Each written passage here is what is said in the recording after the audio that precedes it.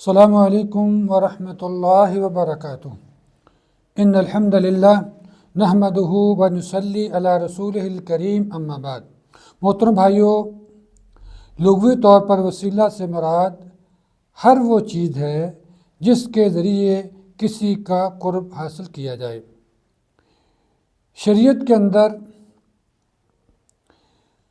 اس کا معنی کہ اطاعت، عبادت، اتباع رسول اور اعمال صالحہ سے قرب خداوندی حاصل کرنا ہے۔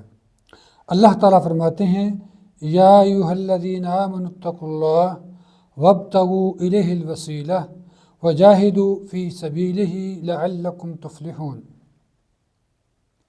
اے ایمان والو، اللہ سے ڈر جاؤ اور اس کی طرف وسیلہ تلاش کرو اور اس کی راہ میں جہاد کرو تاکہ تم کامیاب ہو سکو۔ اس آیت کریمہ میں اللہ تعالیٰ کی طرف سے وسیلہ تلاش کرنے کا حکم دیا گیا ہے۔ وہ وسیلہ کیا ہے؟ تمام مفسرین کا اس بات پہ اتفاق ہے کہ اس سے مراد نیک اعمال ہیں۔ لیکن بھائیوں، میں آج کے درس میں دعا کے اندر جو وسیلہ اختیار کیا جاتا ہے اس کے متعلق بیان کروں گا۔ اللہ تعالیٰ سے دعا کرتے ہوئے اس کو قبولیت کے درجے تک پہنچانے کے لیے جو طریقہ اختیار کیا جاتا ہے اسے بھی وسیلہ کہا جاتا ہے۔ دعا چونکہ عبادت ہے، ہر عبادت کا طریقہ بھی قرآن و سنت سے ہی معلوم کیا جاتا ہے، لہٰذا دعا میں وسیلے کے بارے میں قرآن و سنت کی تعلیمات کا جائزہ لیا جائے گا۔ دعا میں وسیلے کا جو طریقہ کتاب و سنت سے ثابت ہوگا وہ جائز اور مشروع ہوگا، اور جو کتاب و سنت میں طریقہ ثابت نہیں ہوگا وہ ناجائز اور غیر مشروع ہوگا۔ تو جائز طریقے کی 3 قسمیں ہیں۔ پہلی قسم کہ اللہ تعالیٰ کے ناموں اور صفتوں کا واسطہ دے کے اللہ تعالیٰ سے مانگا جائے۔ اللہ تعالیٰ فرماتے ہیں وَلِلَّهِ الْأَسْمَاءُ الْحُسْنَى فَادْعُوهُ بِهَا۔ اللہ تعالیٰ کے بہت اچھے اچھے نام ہیں، ان سے ان ناموں کے ساتھ دعا کیا کرو۔ تو اللہ تعالیٰ کے اسماء حسنہ کا وسیلہ اختیار کرنا اور اسے اس کے ناموں کا واسطہ دے کے اس سے مانگنا، اس کی بھی 2 صورتیں ہیں۔ ایک تو یہ ہے کہ اللہ تعالیٰ کے جو اسماء اور صفات ہیں ان کو مجمل ذکر کر کے اللہ تعالیٰ کا واسطہ دیا جائے۔ مثال کے طور پہ حضرت عبداللہ بن مسعود رضی اللہ تعالیٰ عنہ سے مروی ہے کہ جس وقت کوئی شخص غم اور پریشانی میں دعا کرتا ہے تو دعا کیا ہے؟ اللہم انی عبدک وابن عبدک ابن عمتک ناصیتی بیدک ماض فی حکمک عدل فی قضاؤک اسألک بکل اسم هو لک سمیت به نفسک او انزلتہ فی کتابک او علمتہ احدا من خلقک او استأثرت به فی علم الغیب عندک ان تجعل القرآن ربیع قلبی ونور صدری وجلاء حزنی وذہاب ہمی۔ اس دعا میں عمومی انداز میں اللہ تعالیٰ کی جو اسماء ہیں اس کا وسیلہ لیا گیا ہے۔ وہ کیا ہے؟ اسألک بکل اسم هو لک سمیت به نفسک، میں تجھ سے تیرے ہر اس نام کے واسطے سے سوال کرتا ہوں جو تو نے اپنا نام رکھا ہے۔ اس کا دوسری صورت یہ کیا ہے کہ انسان کسی خاص اللہ کی صفت یا کسی خاص نام کا واسطہ دے کے اللہ تعالیٰ سے مانگے۔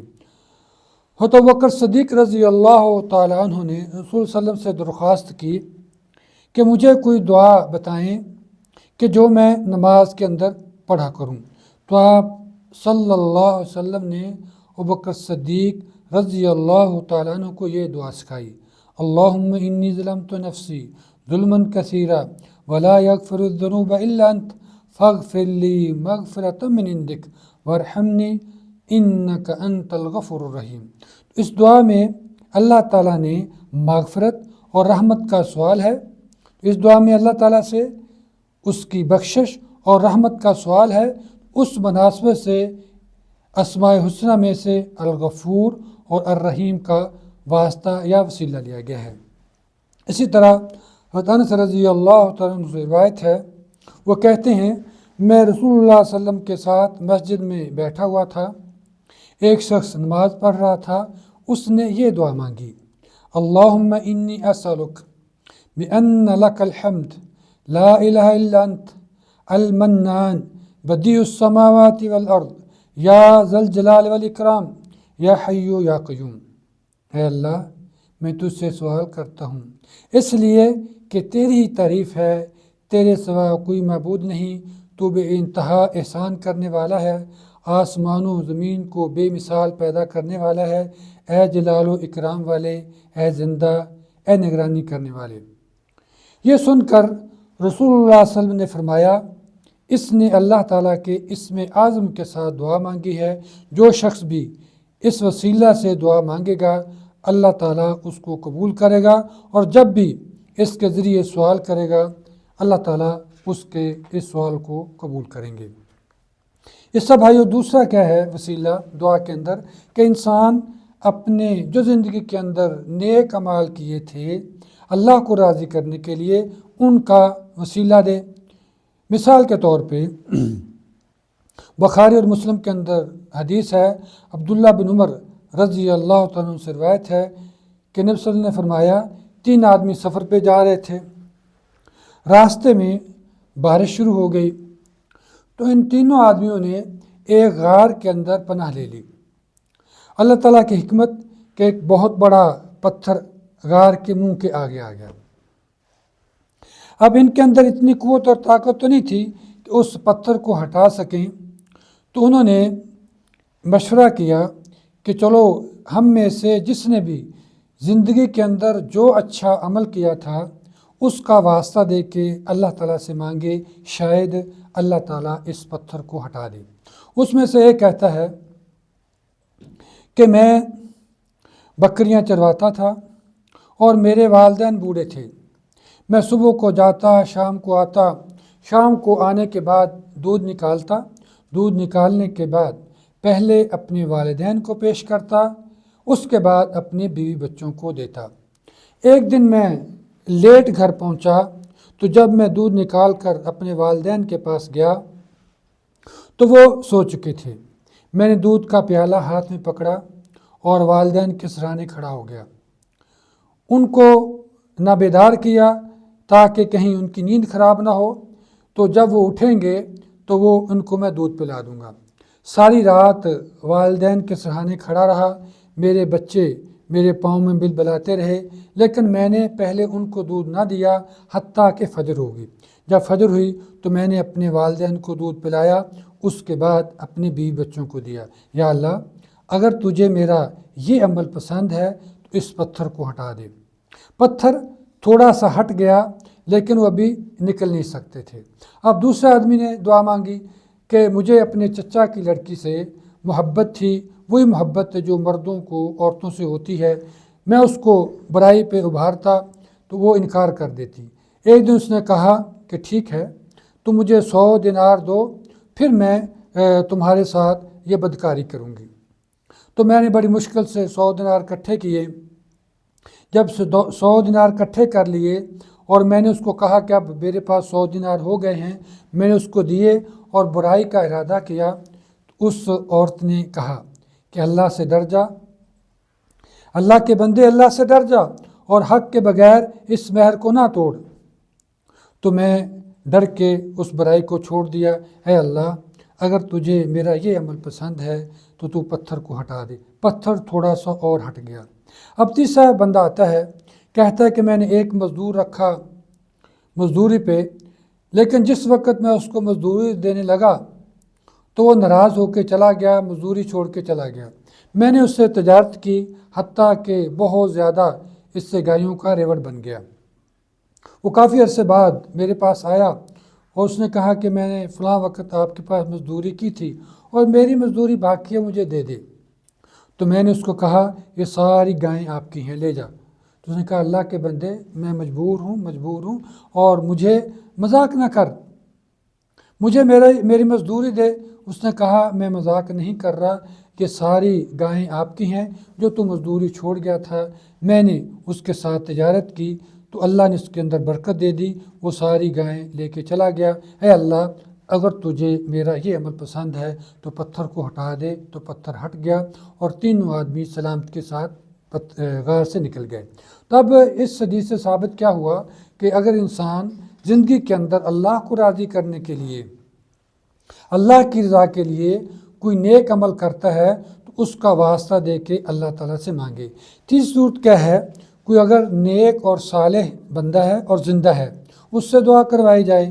مثال کے طور پہ رسول اللہ صلی اللہ علیہ وسلم کے زمانے میں صحابہ کرام حتیٰ کہ قریش نبی صلی اللہ علیہ وسلم سے دعا کروایا کرتے تھے۔ نبی صلی اللہ علیہ وسلم مکہ کے اندر تھے تو قحط پڑ گیا، قریش والے نبی صلی اللہ علیہ وسلم کے پاس آئے اور ان کو دعا کے لیے کہا، تو آپ صلی اللہ علیہ وسلم نے دعا کی، الحمدللہ رب العالمین الرحمن الرحیم مالک یوم الدین لا الہ الا اللہ یفعل ما یرید اللہم انت اللہ لا الہ الا انت الغنی ونحن الفقراء انزل علینا الغیث وجعل ما انزلت لنا قوة وبلاغا الی حین۔ سب تعریف اللہ کے لیے ہے جو رب العالمین ہے، بڑا رحم کرنے والا ہے، مہربان ہے، جزا کے دن کا مالک ہے، اس کے سوا کوئی معبود نہیں، جو چاہتا ہے کر گزرتا ہے۔ اے اللہ تیرے سوا کوئی معبود نہیں، تو غنی ہے اور ہم فقیر ہیں، ہم پر بارش نازل فرما اور جو کچھ تو ہم پر نازل فرمائے اس سے ایک مدت تک قوت اور پہنچنے کا ذریعہ بنا دے، تو خوب بارش برسے۔ اس طرح جیسا کہ رسول اللہ صلی اللہ علیہ وسلم مدینہ کے اندر تشریف لے آئے تو مدینہ کے اندر ایک دفعہ قحط پڑا۔ رسول اللہ صلی اللہ علیہ وسلم خطبہ دے رہے تھے تو ایک اعرابی آتا ہے، کہا یا رسول اللہ بارش نہ ہونے کی وجہ سے مویشی ہلاک ہو گئے، رستے ٹوٹ پھوٹ کا شکار ہیں، آپ اللہ تعالیٰ سے دعا کیجئے کہ اللہ تعالیٰ بارش دے۔ تو رسول اللہ صلی اللہ علیہ وسلم نے ہاتھ اٹھا کر دعا کی، اللہم اغثنا اللہم اغثنا، اے اللہ ہمیں بارش دے، اے اللہ ہمیں بارش دے۔ تو راوی جو حدیث کے انس رضی اللہ عنہ کہتے ہیں کہ آسمان پہ کوئی بادل کا ٹکڑا نہیں تھا، لیکن رسول اللہ صلی اللہ علیہ وسلم نے جب دعا کی تو بادل کا ایک ٹکڑا آتا ہے اور نبی صلی اللہ علیہ وسلم بھی خطبہ دے رہے تھے تو برسنا شروع ہو جاتا ہے اور پورا ہفتہ سورج نہیں نکلا، خوب بارش ہوئی۔ پھر جب دوسرا جمعہ آیا وہی شخص یا کوئی اور شخص آتا ہے اور رسول اللہ صلی اللہ علیہ وسلم خطبہ دے رہے تھے تو آگے کیا کہتا ہے، یا رسول اللہ اب تو مال تلف ہو گئے، رستے بند ہو گئے ہیں، اللہ تعالیٰ سے دعا کیجئے اللہ تعالیٰ بارش کو روک دے۔ تو آپ صلی اللہ علیہ وسلم نے ہاتھ اٹھائے اور رب سے دعا کی، اے اللہ بارش کو ہم سے ہٹا کے اس کو ارد گرد لے جا، ٹیلوں پہ، پہاڑوں پہ، وادیوں میں۔ تو راوی کہتے ہیں جس وقت ہم جمعہ پڑھ کے فارغ ہوئے تو بالکل دھوپ میں اپنے گھروں کو پہنچے۔ تو جب کوئی شخص کسی نیک بندے سے دعا کرواتا ہے اور وہ زندہ ہو تو جائز ہے، لیکن رسول اللہ صلی اللہ علیہ وسلم کی زندگی کے بعد جب آپ فوت ہو گئے تو صحابہ کرام آپ صلی اللہ علیہ وسلم کی قبر پہ جا کے آپ صلی اللہ علیہ وسلم کو دعا کے لیے نہیں کہتے تھے، بلکہ اس وقت جو بزرگ صحابہ موجود ہوتے ان سے دعا کرواتے تھے۔ مثال کے طور پہ حضرت عمر بن خطاب رضی اللہ تعالیٰ عنہ کے زمانے میں قحط پڑا، تو اس قحط میں موقع پہ عمر بن خطاب رضی اللہ تعالیٰ عنہ نے آپ کے چچا حضرت عباس رضی اللہ تعالیٰ عنہ سے دعا کروائی اور کیا کہا، اللہم انا کننا نتوسل الیک بنبینا صلی اللہ علیہ وسلم فتسقینا وانا نتوسل الیک بعم نبینا فاسقنا۔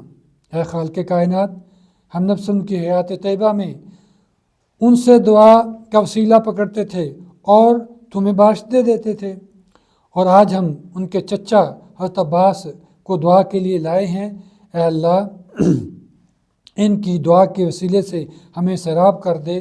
تو اللہ تعالیٰ نے خوب بارش برسائی۔ تو اب کیا ہے، جب انسان زندہ ہو تو اس سے نیک آدمی ہو اس سے دعا کروائی جا سکتی ہے، لیکن اگر کوئی شخص نیک ہے، فوت ہو گیا ہے، اس سے دعا کروانا ناجائز اور ممنوع ہے۔ اللہ تعالیٰ سے دعا ہے اللہ ہمیں حق کو سمجھنے کی اور اس پہ عمل کرنے کی توفیق عطا فرمائے۔ السلام علیکم ورحمۃ اللہ وبرکاتہ۔